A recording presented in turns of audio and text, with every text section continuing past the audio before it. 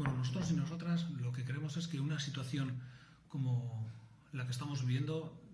la prioridad de cualquier decisión política, económica, sindical, debe ser preservar la salud de los ciudadanos y las ciudadanas de este país. Si se atiende a esa razón y a esa prioridad y esa urgencia, hoy es injustificable, es indefendible defender que en esos sectores no esenciales se mantenga la actividad. Y no es defendible porque en aquellos sectores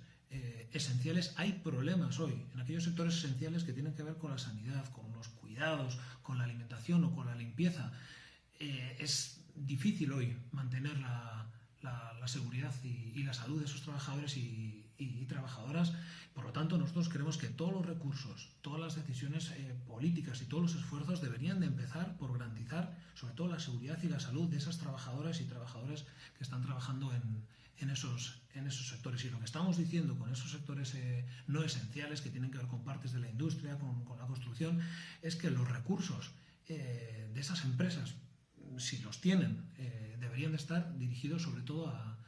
esos trabajadores de la sanidad. Hoy hay trabajadoras de las residencias que la protección que están teniendo son bolsas de plástico. Es decir, ahí estamos viendo situaciones de auténtico